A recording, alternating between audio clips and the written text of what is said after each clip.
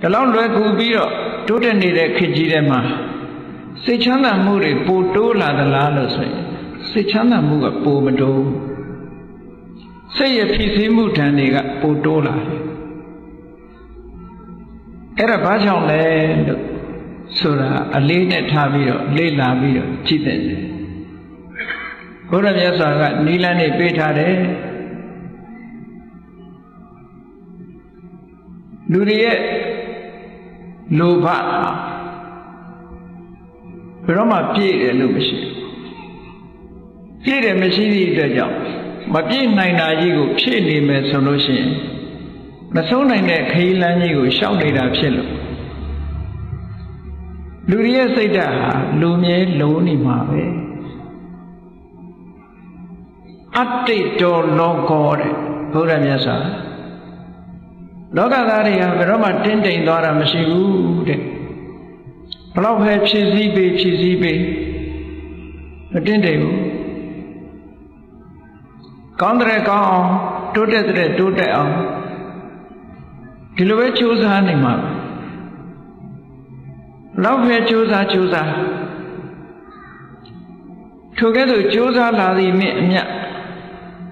လူအသုံးဆောင်တွေဘက်ကတိုးတက်လာသည်နဲ့မြတ်လူတွေရဲ့စိတ်ထဲမှာလည်းပဲစိတ်ဖြစ်စည်းမှုဆိုတဲ့ဒဏ်ရာဒဏ်ချက်တွေကလည်းပဲတိုးလာတယ်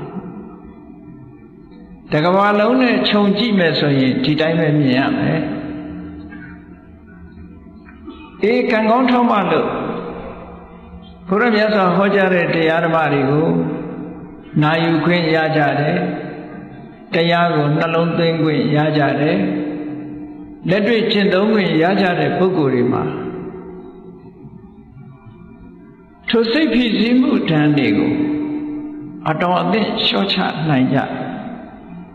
တော်သိလျှော့ချနိုင်ကြလျှော့ချထားတဲ့ဟာလည်းပဲအဝတ္တမမှန်ကန်တဲ့နီးနဲ့လျှော့ချဒီကနေ့ခေတ်မှာစီးပွားရေးဘက်ကတိုးတက်တယ်လို့ဆိုတဲ့နိုင်ငံအချို့မှာဘာတွေလဲတိုးတက်နေသလဲလို့ဆိုလို့ရှိရင် stress လို့ခေါ်တဲ့စိတ်ဖြစ်စည်းမှုတွေတိုးတက်နေတယ်ဒါကြောင့်မို့ stress ဆိုတဲ့စိတ်ဖြစ်စည်းမှုတွေတိုးတက်လာသည့်အတွက်ကြောင့်ထွက်ပေါက်ရှာတဲ့အနေနဲ့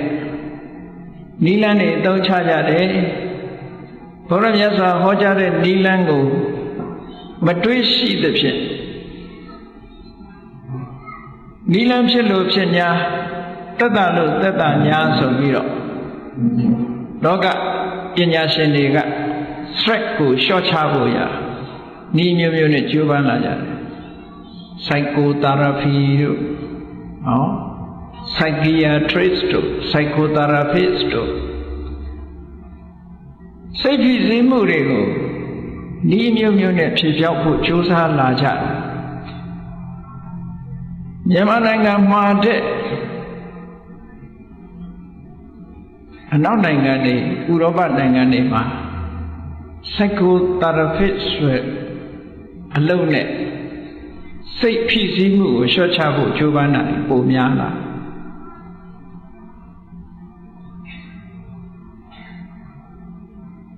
မြန်မာနိုင်ငံမှာကတော့ဘုရားမြတ်စွာဟောကြားတော်မူခဲ့တဲ့တရားတော်တွေကိုဖြန့်ဖြူးပြီးတော့နေကြလို့ထိုကမ္မထာရိပ်တာတွေသွားပြီးတော့စိတ်ငြိမ်းချမ်းမှုကိုယူကြတယ်ဘုရားမြတ်စွာပေးထားတဲ့မှန်ကန်တဲ့အတွေးလေးတွေကစိတ်ဖြစ်စည်းမှုကိုကြောကြသွားစေတယ်ကြည်လီဗမာလူမျိုးတွေဟာစိတ်ဖြစ်စည်းမှုကိုဘယ်လိုလျှော့ချကြသလဲလူတိုင်းလောက်နီးစဉ်းစားကြတယ်သဗ္ဗိသင်္ခါရအနိစ္စသင်္ခါရတရားဆိုတာမြဲတာမှမဟုတ်ပဲလူဆန္ဒဆိုတာဘယ်ပြည့်နိုင်ပါမလဲဒီအတွေးလေးတွေကဘုရားမြတ်စွာသင်ထားလို့မိမိတို့ရဲ့ရင်ထဲနှလုံးထဲမှာဟိုပကန်းခေတ်ကစပြီးတော့မြန်မာနိုင်ငံကိုရောက်ရှိပြီးတော့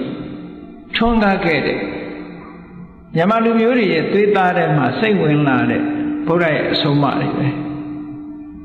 အဲ့ဒီဗုဒ္ဓရဲ့အဆုံးအမတွေကိုမိဘဆွေမျိုးတွေရဲ့အစဉ်ဆက်ကနေပြီးတော့ဇာဘူးနာဝရှိလာကြတယ်သင်္ခါရဆိုတာမမြဲဘူးဘယ်ရာပဲဖြစ်ဖြစ်ကိုယ်ဆန္ဒအတိုင်းမဖြစ်ဘူးဒါတွေကအနတ္တသဘောတရားတွေပဲဆိုတဲ့အတွေးလေးတွေနဲ့စိတ်ဖြစ်စီမှုတွေကိုရှော့ချတဲ့နည်းလေးတွေရနေကြတယ်အဲ့ဒီလိုစိတ်ဖြစ်စီမှုတွေကိုရှော့ချရနေသည့်အတွက်ကြောင့်အထိုက်လျောက်စိတ်ရဲ့ထွက်ပေါက်တွေဆိုတာမြန်မာလူမျိုးတွေကတွေးရှိနေကြတယ်ဟုတ်ဒါအမြဲတမ်းကောင်းတဲ့အခွင့်ကောင်းကြီးတစ်ခုလို့လူတိုင်းကအသိမှတ်ပြုတယ်မှပြုမှာ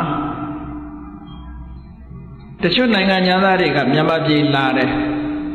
လာရင်ကနေအကဲခတ်နိုင်ငံခြားမှာနေစဉ်တုန်းက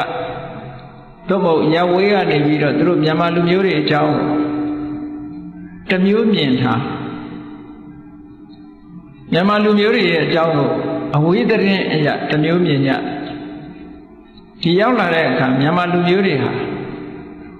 ပြုံးပြုံးရွှင်ရွှင်နဲ့ပျော်ပျော်ရွှင်ရွှင်မျက်နှာကြည်ကြည်လင်လင်နဲ့နေကြထိုင်ကြပေါ့ပေါ့ပါပါနေကြထိုင်ကြသွားကြလာကြစားကြတာမြင်တော့သူတို့စိတ်ထဲမှာမဝေခွဲနိုင်ဘူး။ဘာကြောင့်မြန်မာလူမျိုးတွေရဲ့မျက်နှာတွေဟာရှင်လန်းနေရတယ်လဲ။ဘာကြောင့်မြန်မာလူမျိုးတွေရဲ့စိတ်ဓာတ်တွေဟာကြည်လင်အေးမြနေရတယ်လဲဆိုတာအကြောင်းရင်းကိုမသိလို့ရှိရင်သူတို့ဖြေရှင်းနိုင်မှာမဟုတ်ဘူး။တကယ်ကတော့ဘုရားမြတ်စွာရဲ့တရားဓမ္မအရေးအောင်မြန်မာလူတွေမျိုးတွေဟာစိတ်ရဲ့ထွက်ပေါက်တွေကိုအထိုက်အလျောက်ရရှိနေကြလို့ပဲလို့ဆိုတာသေသေးချာချာစဉ်းစားကြည့်သိနိုင်ပါတယ်ဒါ